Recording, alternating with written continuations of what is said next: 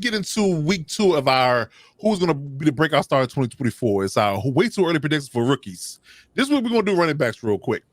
So we talk about the running backs. It was an interesting class. Of course, running back is definitely a position that people don't give a lot of love to nowadays, but it's definitely something that's still valuable, especially coming those late months. You're going to need those workhorses. So from the panel's perspective, real quick, give me 1 or 2 names of guys you think that are going to be breakouts that are rookies this year.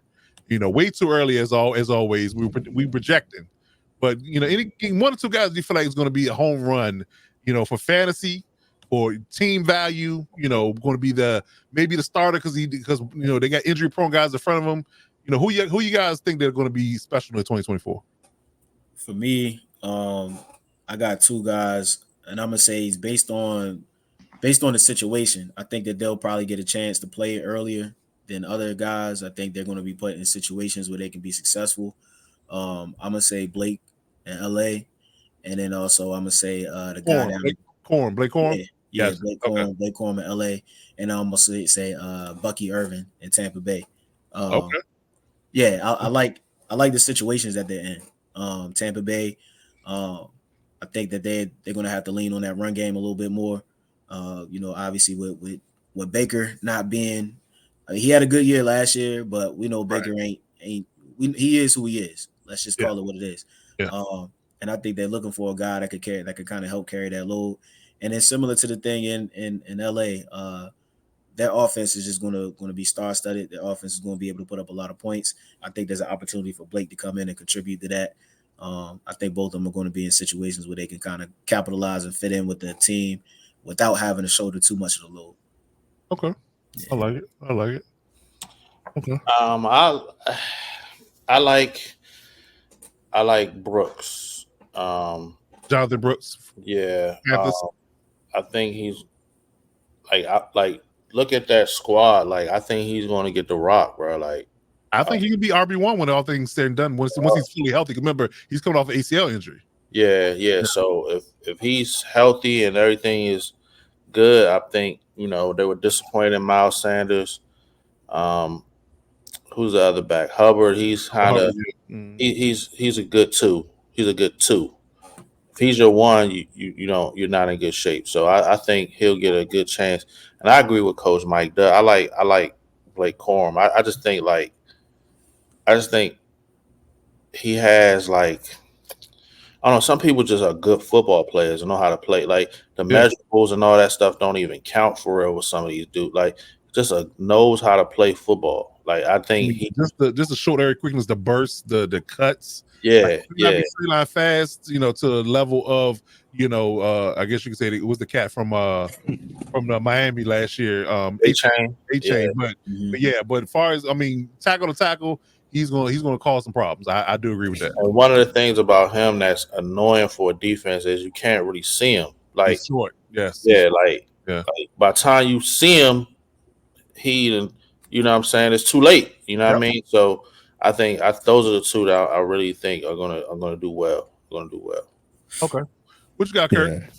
So I'm right there. I feel that Blake's in a great place because he doesn't have to carry the full complement of the carries because you have Kyron Williams. So you get to see Blake in that role that he was in Michigan, that touchdown, that inside the 20 running back. And that just bodes well for him as a rookie, on top of the fact that now if Williams does get injured like last year, there's a quality back that could step in and keep things going. But my guys are 1, I think just because of the offense they're going to be in. I think Trey Benson is going to have the opportunity to really contribute with in the Arizona Cardinals because of James Conner in the situation. He could really make an impact. I think Marshawn in Green Bay with Josh Jacobs could end up having a very strong rookie year. Also, I am really, really thinking that even though he will only see spot duty in ways.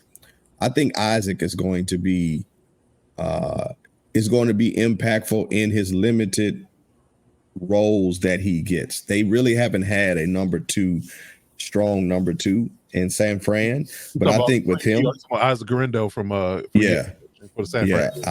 I think with him being able to spell CMAC, CMC, that's going to be impactful because he's somebody that can hit his head on the goalpost with 10 carries. You can see 2 of them go 60 yards easily. With that run game and that scheme, So I really think, he may only get 10 carries, but you could very easily see those 10 carries being highly efficient. And if San Francisco gets into a lead, spell C-Mac for the playoffs and let him take the buck of the carry. He's a rookie, So those are the guys that I have that I'm looking forward to making an impact this year. I like it. I had Blake Corum on my list. I had Isaac Garindo on my list as well. Both definitely should have breakout performances there. Slade has been RB2 by depth chart right now, so I think that is going to solidify it. And if there's an injury in front of them, they're going to take the reins and be really good. The last guy I had on my list was Ray Davis, Buffalo. Now, I will say that he's RB2 for them as well, and I think that they're going to utilize him more in short yardage and goal line stuff because he's the heavier guy out of two. Because James Cook is a very good back, but he's light. We talking 200 pounds, where this guy's 215. So I think that Ray Davis being in Buffalo, going back to our points earlier about their identity leaning more towards the run. I think that Ray Davis is going to be that bruising back, that goal line, that short yardage, that in between the tackle back, that every down back. That when they want to grind things out, and especially late in game, they're going to hand the ball off to him more so, and you utilize Cook outside the backfield more so, and get him out in space versus let Ray Davis run the ball downhill.